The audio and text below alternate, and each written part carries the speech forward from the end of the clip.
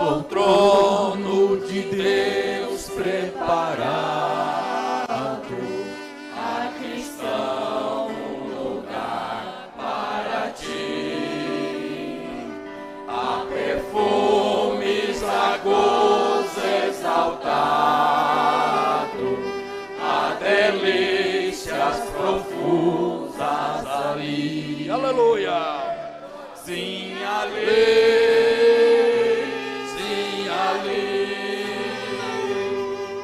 Seus anjos fiéis rodeados, numa espera de glória e de luz, junto a Deus nos espera Jesus. Os encantos da terra não podem dar ideia do se na terra os prazeres acordem, são prazeres que ficam aqui, mais ali, aleluia! As venturas eternas concorrem com a existência perpétua da luz, ao tornar-nos felizes com Jesus. Conservemos em nossa lembrança as riquezas do lindo país e guardemos conosco a esperança de uma vida melhor, mais feliz. Pois ali,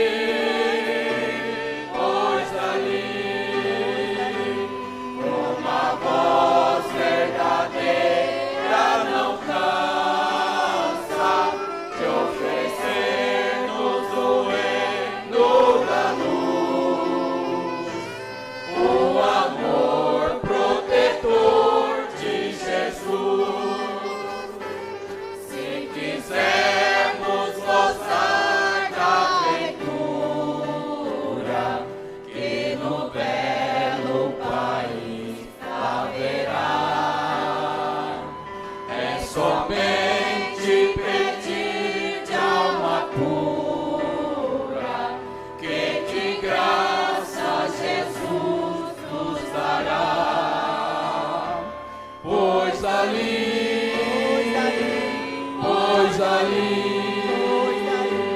todo cheio de amor, de ternura, esse amor que mostrou lá na cruz, nos escuta, nos ouve, Jesus.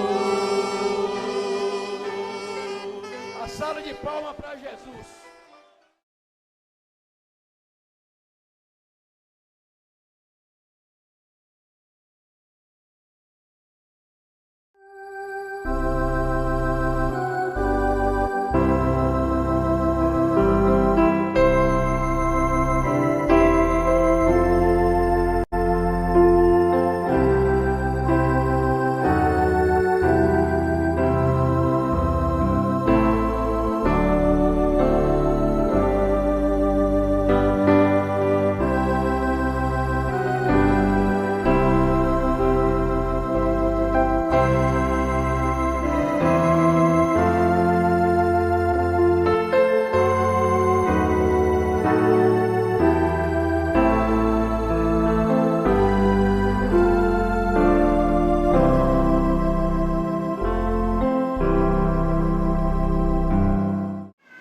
Porque a palavra da cruz é loucura para os que perecem, mas para nós que somos salvos é o poder de Deus.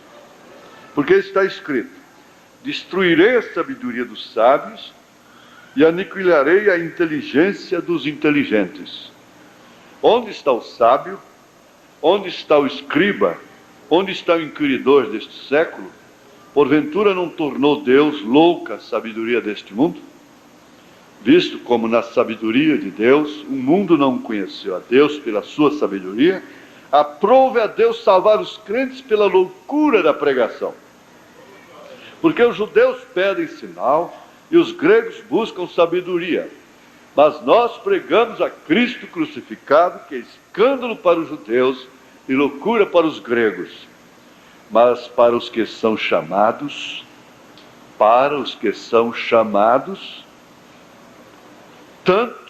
tanto judeus como gregos, lhes pregamos a Cristo, poder de Deus e sabedoria de Deus.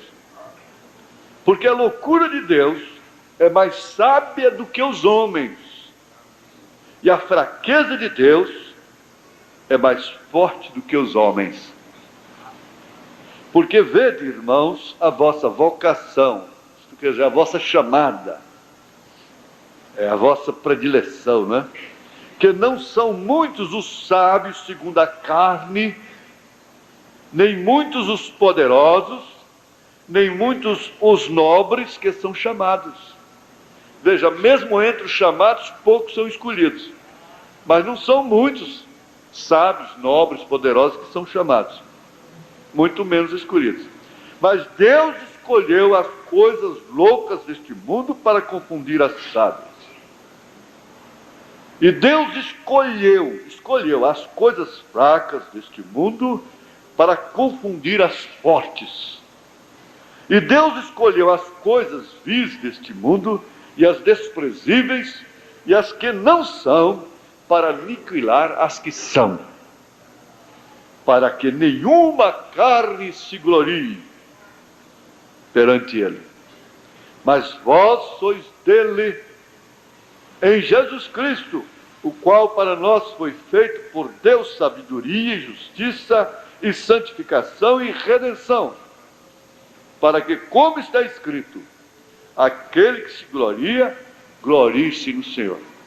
Ainda sem ler, eu quero lembrar junto a essa escritura aquilo que Jesus respondeu, mandou, aquele recado que Jesus mandou para os discípulos de João Batista, quando ele estava preso, João estava preso, e enviou alguns dos seus discípulos a Jesus, perguntando se ele era o Cristo. Ora, se ele próprio houvera apontado para Jesus como profeta e dito: eis o Cordeiro de Deus que tira o pecado do mundo, agora manda procurar se ele é realmente o Cristo. Isso é porque ele havia diminuído, é necessário que eu diminua e que ele cresça. Então veio aquilo na sua fraqueza de carne, de homem, lá na cadeia. E Jesus lhe respondeu assim: diga para João que os cegos veem, os coxos andam, os paralíticos, não é? Os mortos são ressuscitados, e o evangelho é pregado aos pobres. E o evangelho é pregado aos pobres. Rico é aquele que é feliz com o que tem, tá certo? E o evangelho é pregado aos pobres. E Paulo diz: não são muitos os ricos. Ele próprio, Jesus disse: é mais fácil um camelo passar no fundo de uma agulha do que um rico entrar no reino dos céus. Então eles dizem: agulha é aquela entrada que havia nas muralhas de Jerusalém, que só passava um camelo ensinado, de joelho e tal, e o rico que se ajoelha, que se humilha, entra. Não sei bem se Jesus quis dizer foi isso. Isso é interpretação, é estudo, coisa e tal, e mesmo assim, só entra de joelho mesmo, né? se humilhar. Tudo bem, a aplicação é boa. Mas ele disse: mais fácil é passar um camelo no fundo de uma agulha do que o rico entrar no reino dos céus. E a Laodiceia não entra no reino dos céus porque ela se diz rica, ela é rica de coisas materiais, inclusive de intelecto. Mas nós estamos aqui entre esses que foram chamados, e uma das razões é porque nós não somos sábios segundo o mundo, não somos ricos segundo o mundo. Isso é uma regra não criada por mim, é uma regra criada por Deus. Senhor Jesus, pedimos a Ti que tudo que for dito possa ser para edificação de todos aqui. Porque tudo é pesado na balança divina, infalível, impecável, imutável. E o Senhor vai responder somente pela Tua palavra. Por isso só nos interessa a Tua palavra, ó Pai. Em nome de Jesus Cristo. Perdoa os nossos pecados. E continua, Senhor, fazendo com que a Tua palavra cure os doentes. Liberte os oprimidos. E traga uma sensação de segurança a cada coração. Em nome de Jesus Cristo. Amém. Assentar-se. Nós estamos num confronto, como diz o profeta. É o confronto da vida com a morte. É o confronto da carne com o espírito. É o confronto da semente da serpente com a semente de Deus.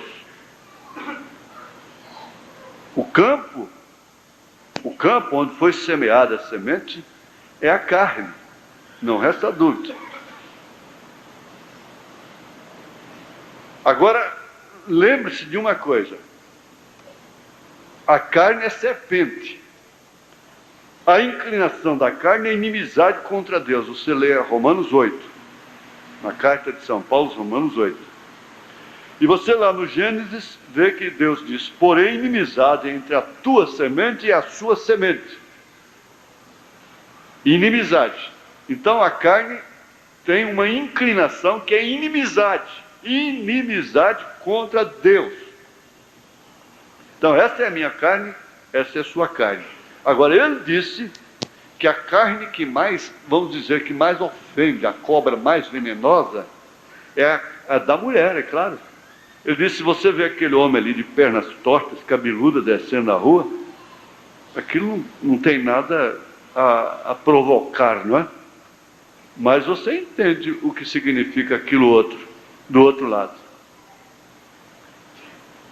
E ele disse: o meu maior inimigo se chama William Marion Branham. Então você encontra em Romanos 7 perfeitamente.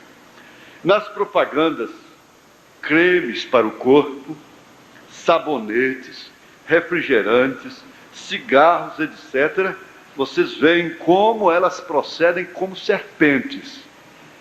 Elas agem como serpentes dançando carnaval. E para fazer uma propaganda de um creme, elas mexem como serpente. Tem o olhar de serpente, tem a boca de serpente, tem a voz de serpente, para enganar, para atrair. Tem olhos de serpente, tem pernas de serpente, tem seios de serpente, tem moda de serpente. Se veste de uma maneira especial, como o couro da serpente, na coral da jaracuçu. Para não ser vista, ela se camufla na sua própria cor, para não perceber, a pessoa, a vítima, não perceber o seu bote. Então, a propaganda, é a alma do negócio. A propaganda é feita com a unção da serpente lá no deserto. Ela tem uma unção. Eles provaram isso.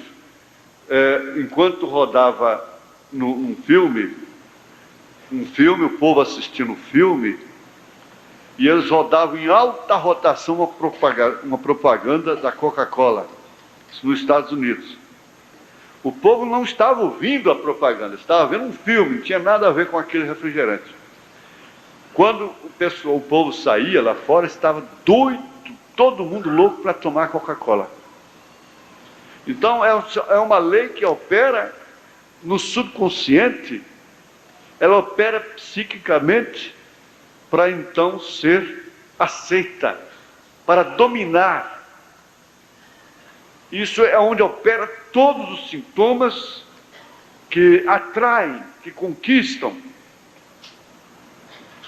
Por isso você tem que entender, você não tem essa maldade, claro, mas você não deveria querer ninguém para seu marido simplesmente por alcançado, conquistado por modos e maneiras, estratégias femininas aprendidas, por acaso, em livros, literaturas, ou cinema, ou televisão, seja o que for, porque aquilo não consiste realmente numa segurança para aquela pessoa, porque aquilo tem tempo, aquilo satura também, engana, satisfaz por um pouco de tempo, porque aquilo usa uma chave que é o Eros, e o Eros não é o amor, Eros é paixão, e ela tem um fogo, a paixão é um fogo que se apaga com o tempo,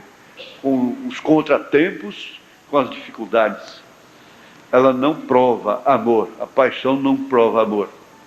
Então é uma maneira de escolher, de preferir através da aparência. E o mundo está nessa forma, é através da aparência.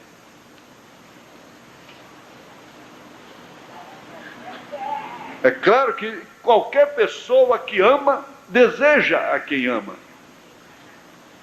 Existem as atrações de uma maneira normal, natural. São leis que Deus mesmo criou, mas têm que ser regidas. Todas essas leis foram criadas por Deus, da televisão. Olha, isso está operando aqui. Nós temos uma pequena, quer dizer, uma mini, vamos dizer, um mini transmissor, não sei como é que fala, uma mini geradora, como queira assim, aqui dentro. E vocês estão vendo minha imagem. É certo que ela é conduzida por cabos. Não é certo? Agora, essa lei foi criada por Deus. Ela aqui dentro, é um circuito fechado, está governada, está dirigida. A sua finalidade. Então, por isso o irmão Branham disse que isso poderia ser uma bênção para o mundo, como a medicina o é. Podia ser uma bênção para as escolas, para os hospitais, como tem sido, para as próprias famílias.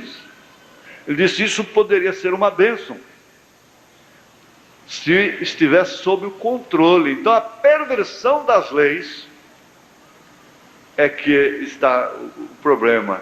Ali que está o diabo, ali que está a serpente. É ali que está a serpente. Na perversão das leis. O diabo não criou nenhuma lei desta. Quem criou foi Deus. E ele a perverteu. Somente isso. Eva disse, alcancei do Senhor uma outra semente. Ora, é claro que o profeta explica isso, que Caim só podia ter vindo através de uma lei de Deus. Porque aquela lei da concepção, quem criou foi Deus. Ela teria que dizer dessa forma. Mas a origem de Caim não era Deus, já era a perversão de uma lei que a serpente estava fazendo. Então a serpente enganou a Eva lá, e Paulo diz para a igreja, eu temo que como a serpente enganou a Eva, vocês também sejam enganados de alguma maneira. Porque esse é o caminho dela, é a trilha dela. Agora, a preferência de Deus. Daqui poderia começar a mensagem, quem sabe nesse tema, a preferência de Deus. Então, estudei esse termo, preferência, essa palavra, ela quer dizer predileção, ela quer dizer manifestação de agrado ou distinção. E ela então nos oferece esse verbo preferir, que quer dizer dar primazia, escolher. E aí vem o adjetivo, preferido. O preferido é aquele a que se dá preferência.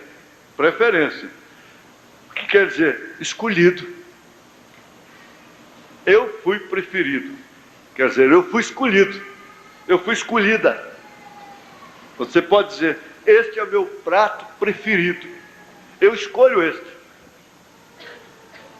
E ainda, preferido quer dizer eleito. Quer dizer predileto. Meu amigo preferido. Eleito. Predileto. Isso quer dizer preferido. E Paulo diz aqui no primeiro capítulo da carta aos Efésios, ele diz assim, bendito, a partir do verso 13, bendito o Deus e Pai de nosso Senhor Jesus Cristo, o qual nos abençoou com todas as bênçãos espirituais nos lugares celestiais de Cristo, como também nos elegeu nele antes da fundação do mundo, como também nos elegeu nele, antes da fundação do mundo, para que fôssemos santos e irrepreensíveis diante dele em caridade. O irmão Branham disse que isso é por representação, através do ofício do próprio Deus de filho. E nos predestinou para filhos de adoção por Jesus Cristo, para si mesmo segundo o beneplácito de sua vontade, porque por consequência ele é soberano. Ele tem soberania. E a soberania é qualidade de soberano. Só ele pode escolher. Só ele podia fazê-lo com essa autoridade tremenda, com essa presciência, escolher desde antes da fundação do mundo.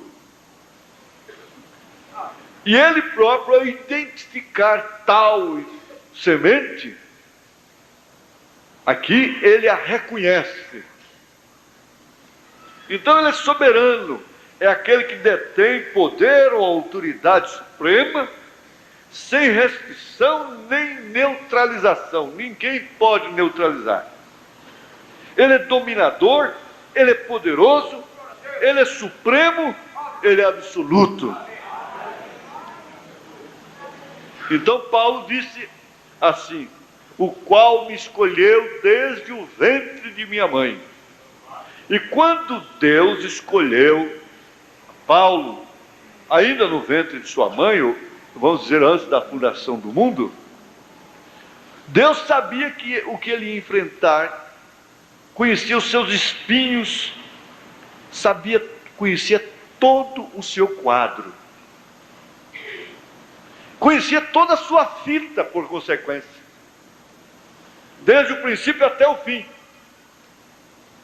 Agora, Paulo orou 3 vezes pedindo para Deus tirar aquele espinho, mas o espinho que Deus tinha visto desde antes da fundação do mundo, ele não iria tirá-lo. Ele poderia muito bem, quando Ananias botou a mão na cabeça dele, que as escamas caíram dos seus olhos, que aquela luz, naturalmente, foi tão forte, encandeceu tanto, que Paulo ficou cego, foi guiado. E ele o irmão Ananias botou a mão sobre sua cabeça e caíram como que escamas dos seus olhos. Deus podia ter deixado ele com uma vista perfeitíssima. Nós não sabemos se o espinho se refere exclusivamente ao problema da visão, mas sem dúvida alguma fazia parte daquele espinho que ele enfrentava na carne, porque o próprio Paulo disse que era um espinho que foi posto na sua carne por Satanás, para que ele não viesse a gloriar da excelência, por causa da excelência do seu ministério. Então ele tinha que ter um espinho que o humilhava, que o detinha, para que ele não gloriasse. E eu disse aqui, em outras palavras, Jesus estava dizendo para ele: você para de orar sobre isso, não me fale mais nisso. Quem te quiser vai ser com o seu espinho na carne, com esse espinho que você tem. Se não quiser, que não queira. Quem quiser estar sob o seu ministério, vai ser com esse espinho, porque eu não vou tirá-lo. A minha graça te basta, isso te enfraquece, mas a minha força se aperfeiçoa na fraqueza.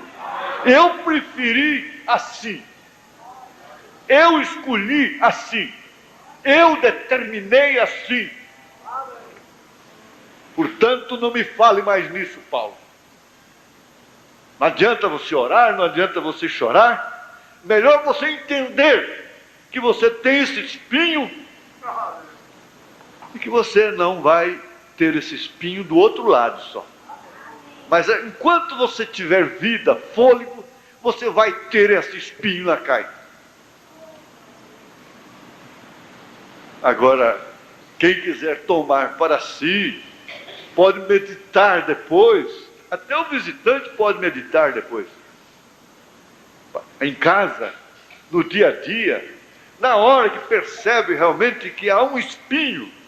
Nós temos um evangelho hoje que está querendo tirar os espinhos de todo mundo. Eles chegam a dizer: não sofra mais. Ora, dá certo, Jesus disse isso em outras palavras. Não sofra mais como pecador, não sofra mais como fumante, não sofra mais como adúltero, não sofra mais como mentiroso, não sofra mais como idólatra. Saia dessas penitências, não sofra mais como feiticeiro, macumbeiro, não sofra mais como um viciado, como um drogado, não sofra mais como uma perdida.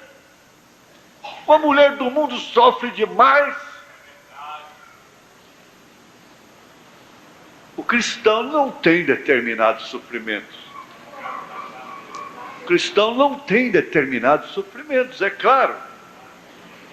Não sofre mais aquilo, a tentação para fumar. Toma aversão pelo fumo, pelo álcool. Mas ele continua crucificado. Os dois ladrões ali estão representando exatamente os dois lados da humanidade. Todos dois estão crucificados.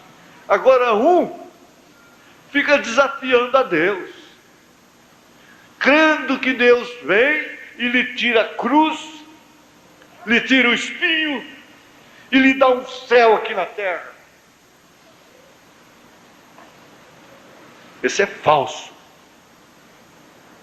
Já o outro, não. O outro reconhece que deve estar mesmo crucificado, como Paulo disse: estou crucificado com Cristo. Já não vivo, mas a vida que eu vivo agora na carne, vivo-a na fé do Filho de Deus. Eu quero ver aqui 3 preferências de Deus no Velho Testamento. Nós tivemos aqui vimos o caso de José lá no Egito. Mas a coisa começou lá no ventre de sua mãe. Tanto quanto todos escolhidos. Às vezes eu fico pensando assim: meu Deus, meu pai sentou na cama para deitar com a família, com a minha irmã mais velha, com minha mãe, com os filhos, e caiu morto. Não falou nada, simplesmente morreu. Se ele tivesse morrido 61 dias antes, eu não existiria. E eu não existindo, Seria tão bom se eu não tivesse que ir para um lugar delicioso, maravilhoso, mas também eu não estaria arriscando ir para um lugar muito terrível. Eu não existiria, simplesmente nunca existiu. Eu estaria entre aqueles que foram eliminados e que não foram fertilizados, ou sei lá como. Não existiria apenas isso. Eu não sei se José chegou a pensar nisso, porque a preferência de Deus sobre determinadas pessoas lhes causa muito sofrimento, suscita muita inveja, suscita muita perseguição. As pessoas preferidas por Deus são alvos de Satanás. O que nós ouvimos hoje, aquela irmã respondeu certinho para a outra, a sua irmã carnal. A sua irmã desafiou, dizendo: por que eu não sou crente e minha vida é boa, eu tenho saúde, tudo, sou feliz, e você é crente e vive nesse sofrimento, nessa contradição terrível? Ela simplesmente respondeu-lhe dizendo: ora, Satanás não está incomodado com você, ele tem que estar incomodado comigo, ele tem que ficar preocupado comigo.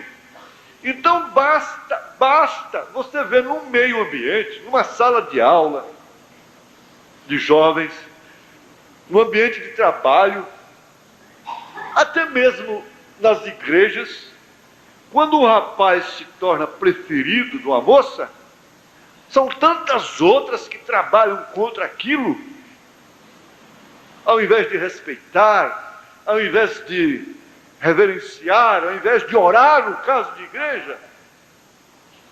Mas desperta, aquela preferência desperta. E a preferência de Deus por José despertou a atenção dos seus irmãos contra si. E todos que conhecem a vida de José sabem o quanto ele sofreu, simplesmente por contar um sonho que ele teve. E ele voltava lá e tinha outro sonho, e ele contava aquele sonho, e aumentava então o seu sofrimento. A gana, aquilo que eles tinham contra ele, aumentava. Você precisa pensar, meditar na realidade. Pensar nisto. Se você é uma preferida, uma eleita pela soberania de Deus, um eleito pela soberania de Deus, você é alvo disto. E José, então, parece que os seus irmãos cumpriram o propósito de seus corações e ficaram satisfeitos e até mesmo recompensados, deram vazão àquele sentimento cruel que eles tinham contra José. Tudo por ser um preferido. Tudo que ele sofreu é porque era preferido. Se ele não fosse preferido, ele não teria sido jogado naquela cisterna, não teria sido vendido para aquela caravana que ia para o Egito, vendido como se fosse um escravo, uma mercadoria, pagando pela preferência que Deus tinha para com ele, e tinha preordenado que ele passasse por tais sofrimentos para assim cumprir o seu propósito. Às vezes eu olho determinadas pessoas irmãos até. Aqui, por exemplo, eu tenho um caso por excelência. Nós temos um rapaz que ele tem um dom raro. O dom desse rapaz é raro. Mas para Deus mostrar para ele isso, olha, eu creio que o dom desse rapaz, sem nenhum ismo, sem nenhum sensacionalismo, todo temor de Deus, faria dele o meu sucessor. Mas deixe-me conversar isso como família.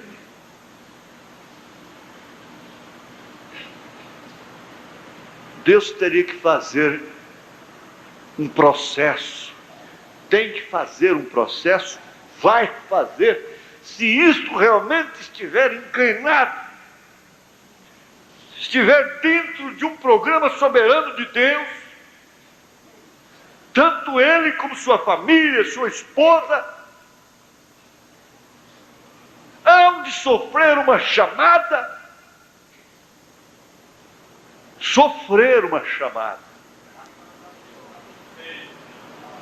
O irmão Brana sofreu uma chamada perdendo a esposa, perdendo a filha, e Deus fechava a cortina para ele. Eu diria assim, nós não teríamos necessidade de chamar um homem de fora bem entendido, que não tenha convívio, que não tenha nascido aqui dentro. É um desafio.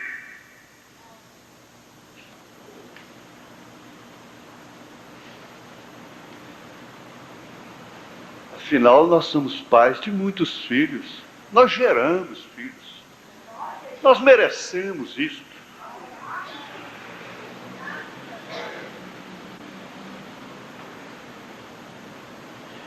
Com todo cuidado, com maturidade, sem criancice. O irmão Brana pagou um preço tão alto, tão caro, que aquilo marcou o resto de sua vida pela sua chamada. Para entender o que a sua sogra fez. Eu estava meditando a diferença de uma sogra para outra. A primeira sogra foi a causa de tudo. Chamou de porcas. Eu não quero minha filha entre aquelas porcas. Eu não aceito isso, você levar. Você não vai. E ele era um homem humilde, obediente até à sogra. E por obedecer à sogra, pagou o preço de perder a quem ele mais amava, mais queria, e perder o seu bebê, sob um desafio tremendo de Satanás. Foi isso. Satanás odiava terrivelmente aquele homem.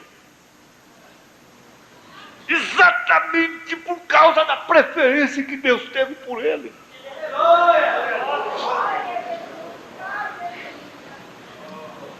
Nós estamos na hora de olharmos as coisas como elas são. Eu sou sensacionalista, eu gosto de sensação, de emoção. Mas tem uma coisa, eu não estou crendo muito nisso, não.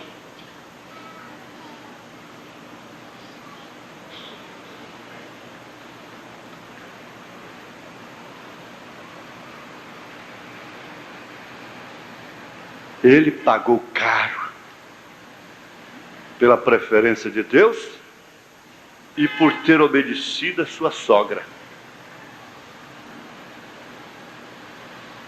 Então eu estava vendo depois ele dizendo assim, eu não podia, eu sabia quanto Meda amava a sua mãe, e eu não podia mudar de lá por causa dela, por causa da minha sogra, por causa da segunda sogra. Não lhe aconteceu nenhum juízo. Deus honrou ele por aquilo. diferença tão grande. Vocês vão prestando atenção que vocês vão também se encontrar dentro do quadro de José. Nós estamos com pessoas aqui sofrendo terrivelmente. Eu estava vendo hoje, como acontece todos os domingos, antes da preliminar, tem um grupinho que fica cantando ali, alegre, feliz, descontraído. E eu estava vendo assim, nós tínhamos alguns violeiros antes que também faziam isso. Parece que é como certas mulheres, depois que caem certas vezes, elas não têm nunca mais como levantar, recobrar aquela comunhão, aquela alegria. E muitos deles tentam, mas não firmam. Eu já comparei isso até com o lobó, que você pesca e ele pula, depois parece que morreu, de repente ele torna a dar uma pulada. A maioria dos velhos é assim também, de vez em quando eles sofrem uma reação. Sofre uma reação. E parece que está vivo mesmo. Pula. Mas depois quieta de novo. E cada vez que pula menos. Nossa puladinha não foi até quieta de uma vez. Estava vendo. Por quê? Porque eles não souberam dar valor na preferência de Deus, não sabem sofrer uma chamada. Tem mulher que não sabe sofrer o seu casamento. Se você casou-se bem, pode saber, você vai sofrer seu casamento. Eu não estou falando do mau casamento, não. Eu estou falando do bom casamento. Não há nada aqui que não tenha preço. Se a coisa que não presta tem preço, e a que presta? Se até o cascalho tem preço, quanto mais o diamante, quanto mais o ouro. Mas o que vale é o preço na mão do tolo. O preço da preferência, o preço da igreja mãe.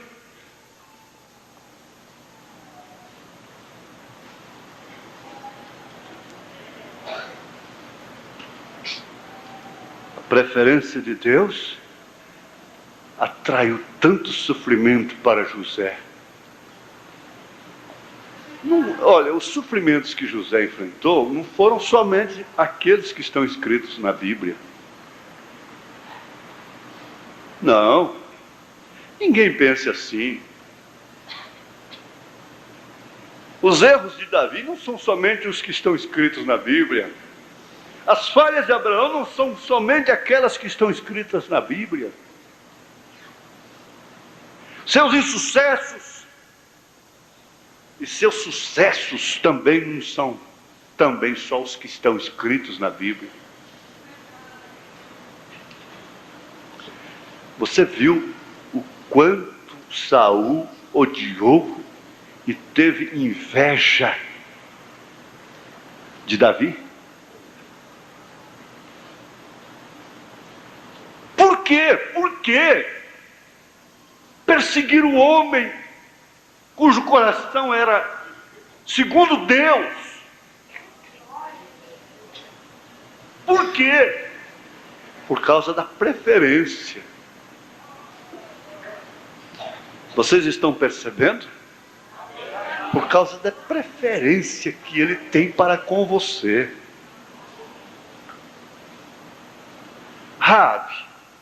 Raabe foi aquela moça tão linda e que o profeta diz assim, coisa é uma inferência bíblica, mas quem tem autoridade para fazer uma inferência é um profeta de Deus. Ele disse, seus pais eram impossibilitados, seu pai era paralítico, uma coisa assim, e ela cedeu à prostituição, o seu corpo, para cuidar de seus pais. Por circunstâncias.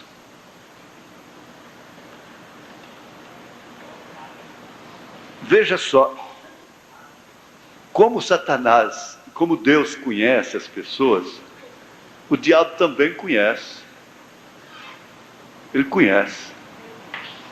E ele achou que através daquela circunstância, ele teria aquela menina para o resto da vida. Esse corpo aqui é meu, é para esse fim. É para me descarregar minha natureza de prostituir por circunstâncias. Ela já estava sofrendo uma preferência que Deus tinha sobre ela em Jericó.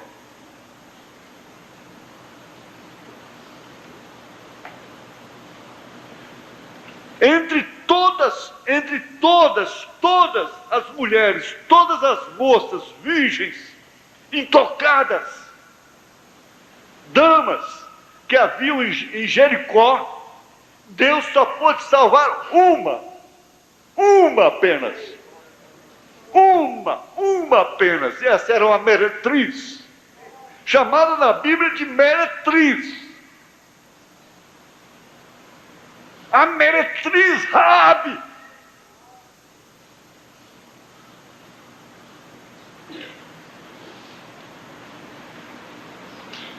Eu fiquei vendo um pouquinho Jó na lepra. Jó foi preferido por Deus antes da lepra. Foi tanto assim que Satanás chegou na reunião, no culto dos santos, e ele disse, veja como ele carregava já aquela intenção contra aquele homem. Ele tinha o Jó na mira. Se eu te acerto, eu te pego na hora certa. Eu tenho paciência para esperar. Uma hora eu te pego. Eu vou pegar seu próprio Deus. Eu vou conseguir com o seu próprio Deus uma condição para trabalhar com você. E eu quero ver se você não vai negar. Então ele já começou a ter Jó na mira por causa do relacionamento, do companheirismo, da comunhão, do respeito, da reverência, da amizade, do companheirismo que ele tinha com Deus. E ele tem raiva disso, sabe por quê? Porque ele gostaria de ter o mesmo companheirismo. Ele sabia o que significava, ou o que significa, ele sabe, ele está me ouvindo agora, o que é estar nos céus, o que é estar entre as pedras de jaspes luzentes, o que é pertencer a glória, o que está com Deus, porque ele era anjo de luz. Ele pertencia à corte celestial. Ele era uma classe distinta de anjos. Ele era Lúcifer, anjo de luz. E uma vez perdendo aqueles privilégios tão grandes, ele quer interferir, dizer, eu não posso, mas você também não. Nem eu, nem você. Eu lembro quando a gente era criança, que ganhava uma coisa para comer, às vezes os primos, amigos ali na rodinha, e você não queria repartir, então você cuspia na coisa, no pedaço de pão, você cuspia, para ninguém querer. Ou então diz assim, eu jogo fora, mas não te dou. Nem eu, nem você. Nem eu, nem você. Tem gente que tem essa natureza, essa pirraça.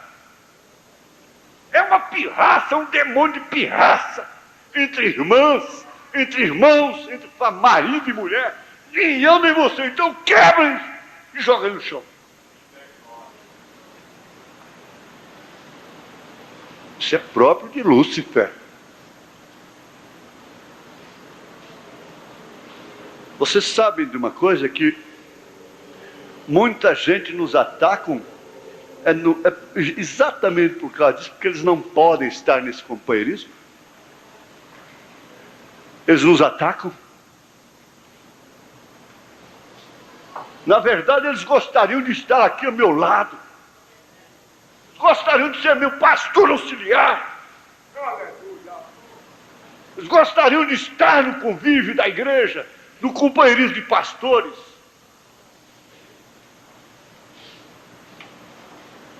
A inveja os tirou.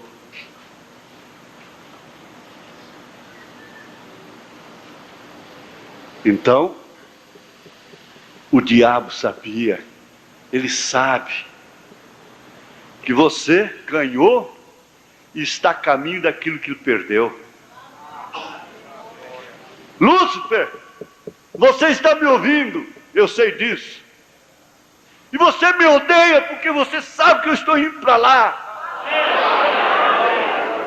Lá para aquele lugar que você perdeu, do qual você foi lançado fora.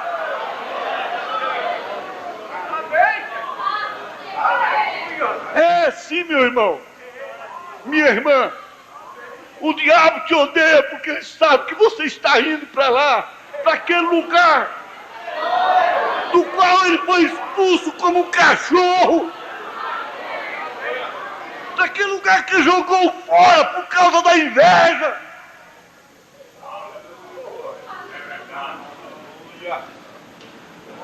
Ele passeava entre as pedras. Por que ele dá essa gana, essa loucura doida das mulheres encherem-se de pinucais nas orelhas, nos pés, no tornozelo e pescoço e tudo?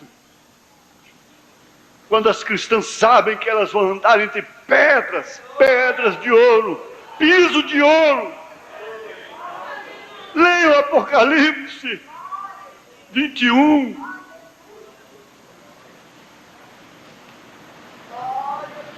Ele sabe, irmão, que você está indo para um lugar que ele perdeu.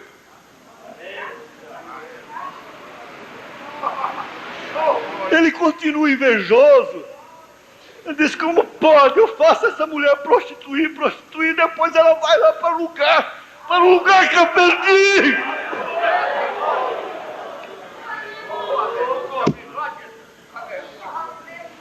Eu comecei de cima para baixo, ela começa de baixo para cima. A diferença é essa, diabo.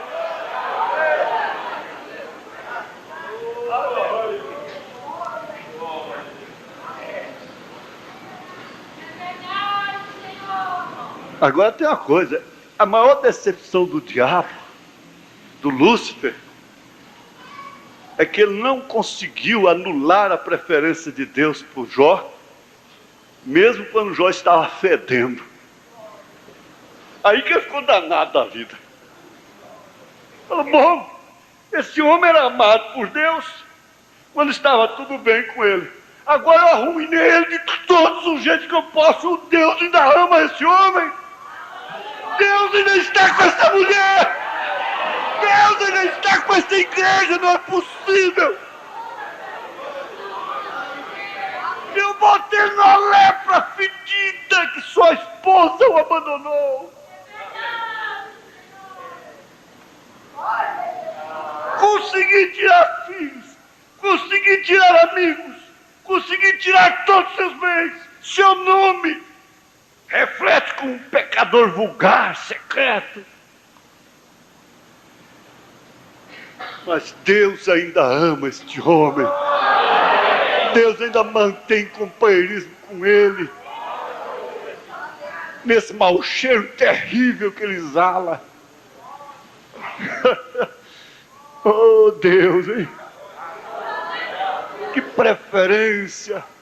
Preferência por um leproso. Deus disse: ficou decepcionado. Agora eu vou amar o Elifas. É o amigão dele aí que não ficou leproso. Esses outros três aí. Não foi assim. E não é assim. E não será assim.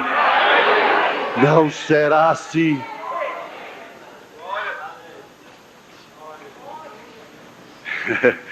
Você paga caro por ser preferido, por ser preferida. Já outro dia eu vi a moça chorando. Disse: irmã, você pensa que você está enfrentando a última prova da sua vida? Se essa fosse a última, seria maravilhoso demais. Mas não é não. Você tem tanta coisa pela frente. Você é jovem. O mais importante é você ter certeza que você é preferida de Deus. Mas tem uma coisa, filhinha. A pessoa que é preferida por Deus é alvo. É alvo. Por isso que eu não me ponho contra irmão algum. Se ele me der doença, eu quero lhe dar saúde. Se ele me der cadeia, eu quero libertá-lo. Se ele falar de mim, eu quero falar mal de mim, eu quero falar bem dele. Sem nenhuma demagogia. Porque isso não me poria numa boa posição.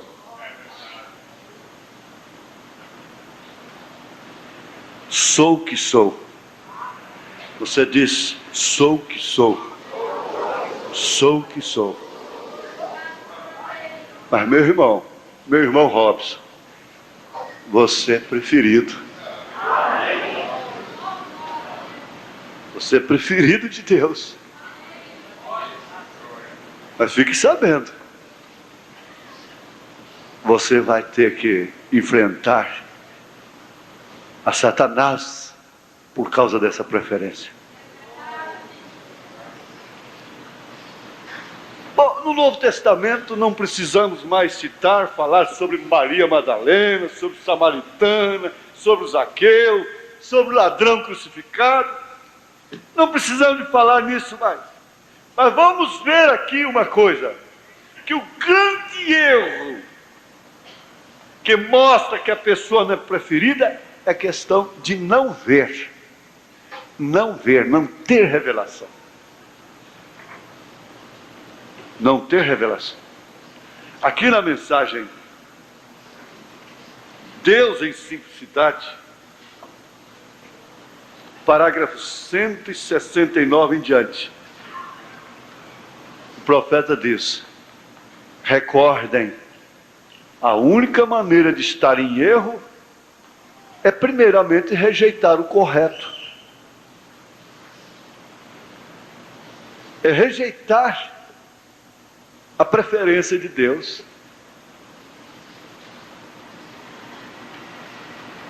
Ao rejeitar abrir os olhos, você viverá em trevas. Você não conhecerá o que existe a seu favor. Você não conhecerá o que está reservado para você além túmulo. O que está reservado para você além do que é visível aqui nessa carne, nessa dimensão. Se você simplesmente rejeita olhar, reconhecer o seu valor para com Deus, preste atenção aqui. Rejeitar a olhar, reconhecer o valor que você tem para com Deus. Como você pode olhar? Como você poderá ver o que está do outro lado, reservado para você, mesmo você sofrendo por ser um preferido de Deus, uma preferida? São as coisas pequenas que a gente deixa de fazer, as que importam, e não as coisas grandes que tratamos de fazer e de ser. A essas alturas, eu diria assim, para uma filha minha: é preferível você ser esposa de um servente pedreiro que vai morrer por você, que faz questão de estar com você, que gosta de te ver perto, de perto, do que casar-se com a mão lisa, que daqui a pouco não tem mais tempo. Em Mateus capítulo 11, verso 14, ele diz: se quereis receber, este é aquele que foi enviado antes de mim. Foi tão singelo, foi tão simples, o quanto a vida deve ser. Se você observar a maneira que você veio ao mundo, é tão simples, tão simples. Um dia ele disse: o Filho do Homem viajará a Jerusalém, e ali será entregue nas mãos dos ímpios, e eles o matarão. Ele morrerá, porém o terceiro dia ressuscitará. Não comuniqueis a ninguém esta visão. Logo os discípulos agora pensam profundamente nisto. Eram os discípulos aqueles que haviam caminhado com João, comido com João, assistido a João apontá-lo, haviam falado e mesmo comido com ele no deserto, e haviam estado presentes nas barrancas do rio, pescando juntos. Agora perguntavam: por que dizem os mestres que Elias tem que vir primeiro? Tu dizes que vai à crucificação, que logo ressuscitarás, e que o Messias, que és o Messias, e tomarás o trono. Agora, porque dizem os escribas e também as escrituras claramente dizem que antes que viesse o Cristo, viria primeiro Elias? Ele lhes respondeu: ele já tem vindo e não conhecestes. Este era João Batista. Agora, ele tinha vindo de onde Lúcifer tinha saído.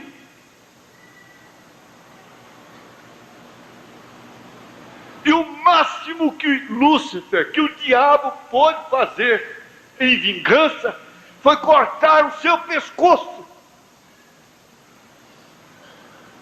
Inspirar aquela mulher malvada, renegada, que estava vivendo ilicitamente com Herodes, a pedir a sua cabeça, cabeça de João Batista. Ele tem gana, ele tem ódio, mas o máximo que ele pode fazer é matar o corpo. Ele não pode levar a alma. Por isso deve-se temer a quem pode matar o corpo e lançar a alma no inferno. Não há por que temer ao diabo. Sim, tema a Deus, ame a Deus, respeite a Deus, converse com Deus, ouça a Deus, não dê ouvido ao diabo.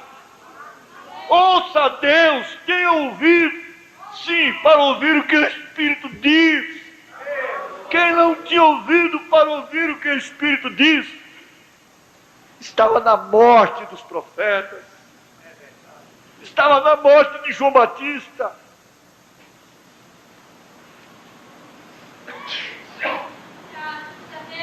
Agora, quem eram os que perguntavam isso? Os discípulos.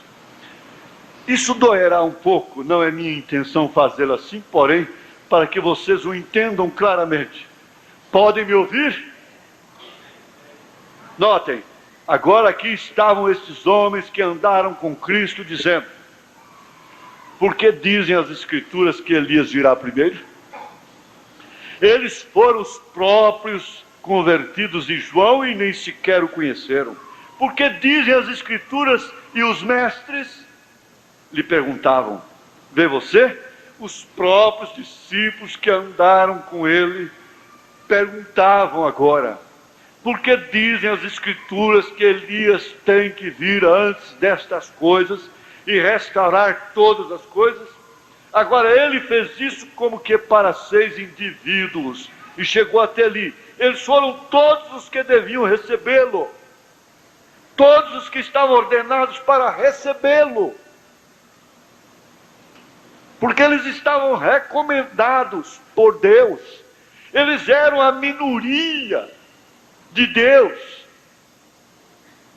Havia um lugar para cada um deles, lá em cima, e cada lugar que está lá em cima não pode ficar vazio.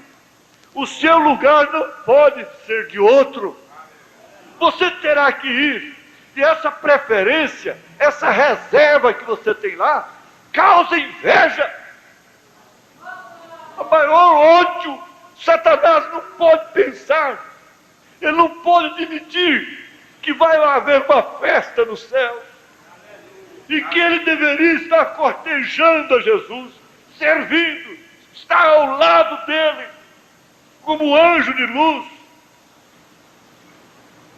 Que ele deveria estar encabeçando com Cristo aquela mesa de milhares e milhares de quilômetros. Estar sentado ali também. Estar entre os anjos, quem sabe, cuidando da ordem dos anjos. Saber que lá tem uma cadeira para Maria Madalena, que tem uma cadeira para você e não tem uma para ele. Não há entrada para ele ali. Ele não tem como entrar lá. Ele tem como entrar na igreja aqui. Ele tem como entrar na igreja. Ele tem como entrar no ministério. Ele tem como derrubar um Sansão. Ele tem como derrubar uma igreja, manchar. Ele tem como entrar no culto, mas ele não tem como entrar na ceia, nas bodas do Cordeiro. Ele não tem como entrar lá.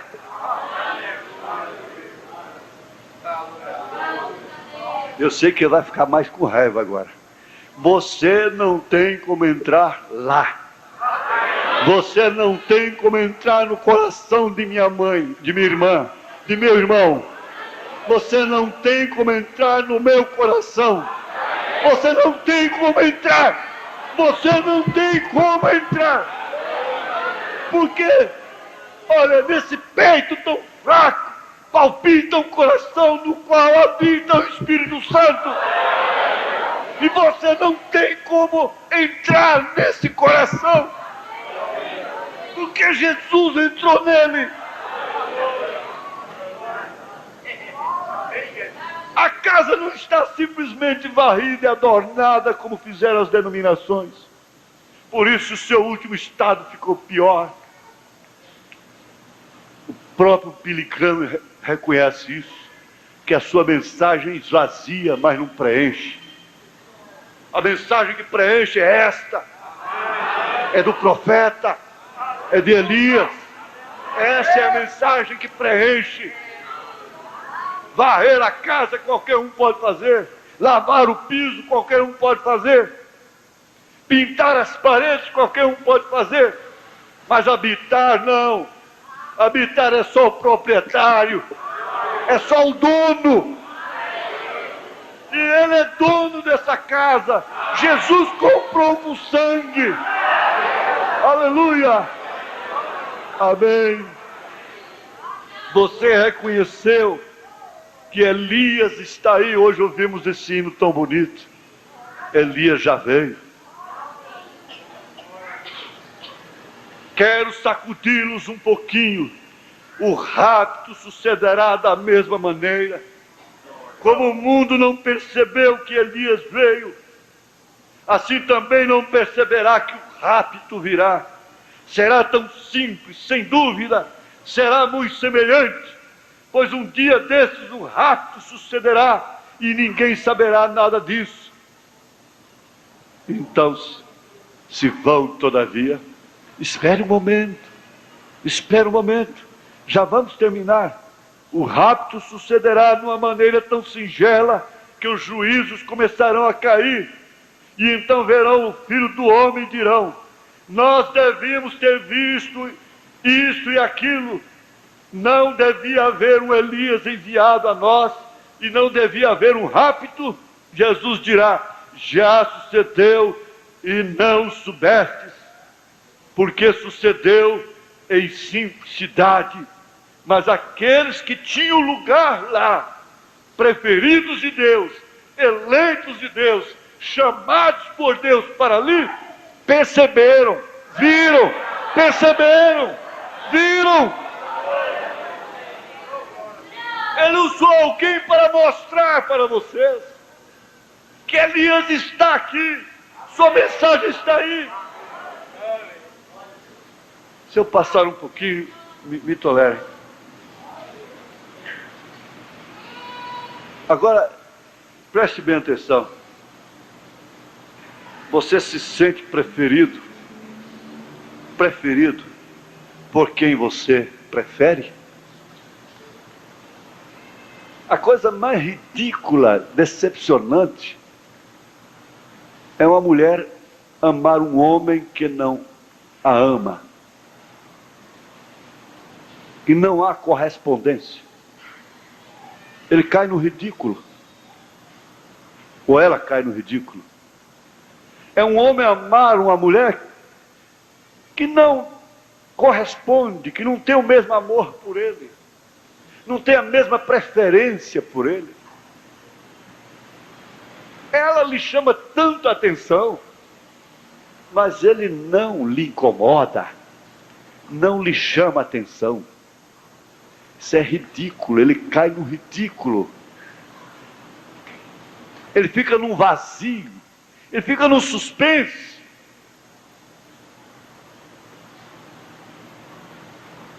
Ora, o profeta chegou a dizer, ilustrar, para ensinar isso, ele ilustrou, ele formalizou um sonho,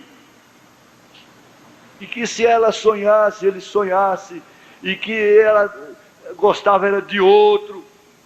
Então, se ele realmente a amasse, ele diria, querido, então vá ser feliz com ele, porque você ama é a ele, não a mim. Agora, o sinal que Deus te prefere, você não corre esse risco de preferir a um Deus que não te prefere, de amar um Deus que não te ama. O irmão Brana disse, ainda que ele me mande para o inferno, de lá mesmo eu o amarei. Mas não tem como Deus mandar uma pessoa que o ama para o inferno. Não tem como, isso é contra a sua própria lei. Isso é contra o seu próprio ser. Isso violaria a sua própria natureza. Porque esse é o primeiro mandamento. Amar a Deus sobre todas as coisas. Se você ama a Deus, você pode amar um homem que não te ama. Você pode amar uma mulher que não te ama, mas você não pode amar a Deus e sofrer o ridículo de constatar, de concluir que Ele não te ama. É certo, se você pode ver as coisas como aquela irmã que foi citada aqui hoje vê. Se você pode ver as coisas como o irmão Brana viu, porque quando a sua filhinha estava morta, sua mulher morta no necrotério, seu pai ali ainda com flores no cemitério, seu irmão, o diabo então disse, agora é minha vez. É minha vez de eu dar lugar, vazão à minha inveja que eu tenho para com esse baixinho. Agora eu vou tirá-lo de Deus. Esse não vai lá para o lugar que eu perdi. Diz, olha, escuta, com aquela voz astuta de serpente, aquela voz sedutora. Escuta, esse Deus não te ama. Isso era a própria voz de William Branham falando. A própria razão dele. Esse Deus não te ama, você o ama tanto. Você dá sua vida por ele. Veja só, ele cura os outros, os estranhos. Ele liberta os estranhos. Ele ouve sua oração por estranhos. Mas não ouve a sua oração pela sua família. pela sua filhinha, pela sua esposa. Essa hora ele mostra o quanto ele é astuto, o quanto ele é polido, o quanto ele é político. O político faz isso, ele fica tão compadecido das crianças de rua, ele fica tão compadecido dos pobres, contra o governo atual. Depois ele não faz nada. É verdade. Eu ouvi o então candidato à prefeitura de Goiânia dizendo, alarmado, nós temos 50 mil crianças abandonadas em Goiânia e isso não pode continuar assim. Depois que ele subiu lá, a gente não pode parar o carro num ponto que é menino pedindo dinheiro, pedindo pão, pedindo comida, pedindo refrigerante, pedindo isso. O diabo é assim, dessa forma exatamente, é astuta, cilada do diabo nos lugares celestiais, e ali estava um lugar celestial, um coração celestial, uma mente celestial, um homem celestial, mas ele tinha que trabalhar com ele. Esse Deus prefere os outros, você prefere a ele, mas ele não te prefere. Você o ama, mas ele não te ama. Você não o abandona, mas ele te abandona. Esse Deus é ingrato para com você. Você faz tudo, você se arrasta aos seus pés, e ele não faz nada por você. Irmão Brana, o homem William Brana foi concordando com aquilo. É verdade, ele não me ama. É verdade, é verdade. E a verdade foi indo. É verdade, é verdade, é verdade. Eu considero como umas camadas. Umas camadas. Memória, é verdade. Raciocínio, é verdade. Razão, é verdade. Concordando, é verdade. É verdade. Audição, é verdade. Visão, tato, sentimento. Tudo dizendo, é verdade, é verdade, é verdade. Mas de repente um lá dentro diz, não, não é verdade. Não é verdade. Aleluia. Uma coisinha desse tamanzinho lá dentro disse, não é verdade. Aleluia. Ele te ama sim. Ele te ama tanto que fez de você um profeta. Ele te ama tanto, e você vai ver mais tarde, ele vai te levar lá. E você vai ver sua filha lá. Você vai ver sua esposa lá. Você vai encontrá-las. E não vai encontrar somente a elas não. Você vai encontrar milhares, os quais você vai guiá-los a Cristo. Você vai encontrar um Joaquim trabalhoso, teimoso, lá de Goiânia, lá no Brasil. Você vai encontrar uma Marinha lá de Goiânia, lá do Brasil. Você vai encontrar um João de lá, que você vai ganhar nesse mundo todo. É verdade, sim. Ele me ama. Diga, ele me ama, sim. Ele me ama. Ele me ama. Abacuque disse, ainda que falte vaca nos currais, ainda que falta fruto na vide, o fruto da oliveira, o azeite, o Espírito Santo, o entusiasmo, a alegria, o avivamento, ainda que falte tudo isto, todavia eu estarei aqui, glorificando.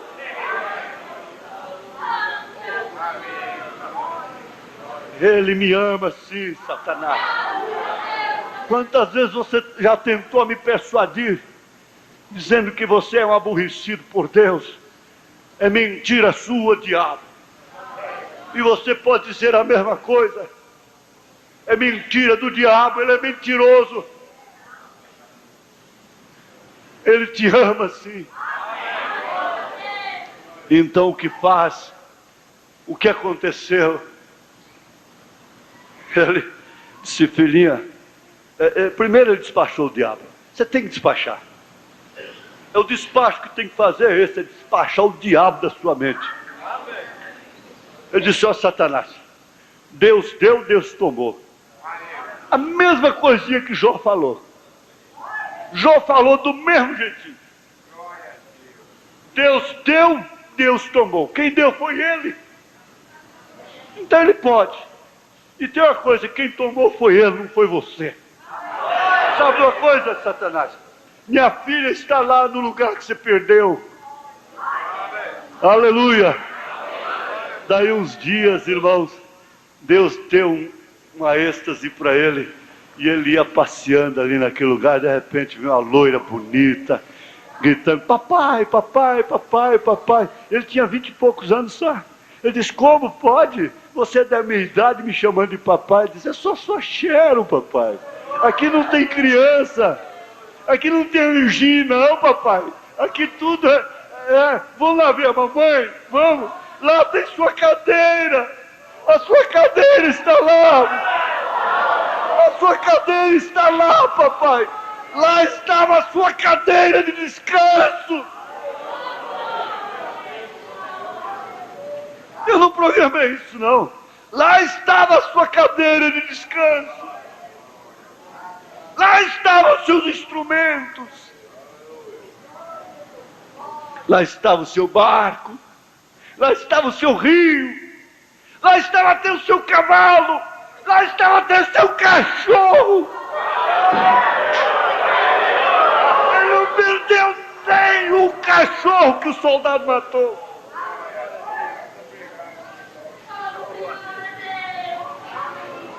Não perdeu nada. Lá estavam os seus cabelos completos. E Jesus disse que você não perde nenhum fio de cabelo. Nem um fio de cabelo sequer.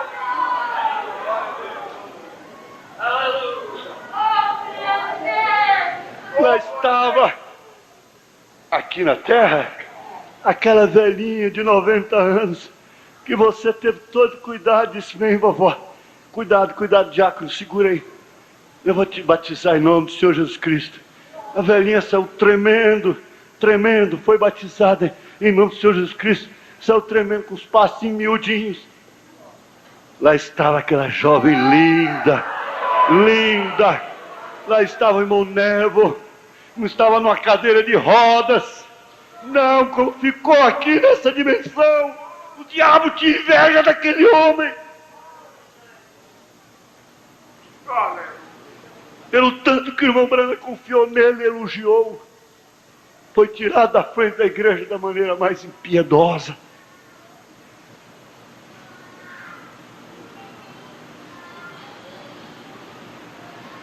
Mas com Deus, existe um grande sinal. Esse sinal que você é preferido por Ele, é que você preferiu sua mensagem. Você preferiu, entre tantas igrejas boas para jovens, para tocadores, para cantores, você preferiu aqui.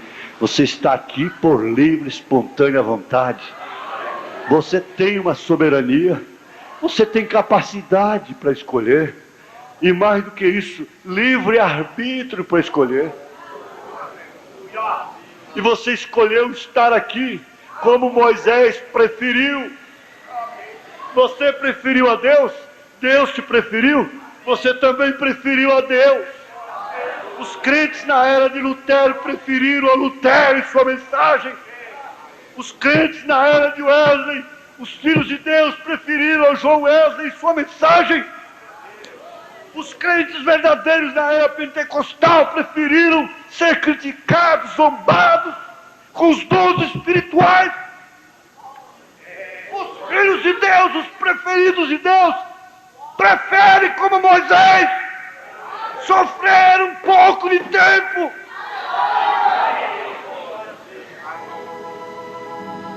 Aleluia. Glória a Deus, aleluia.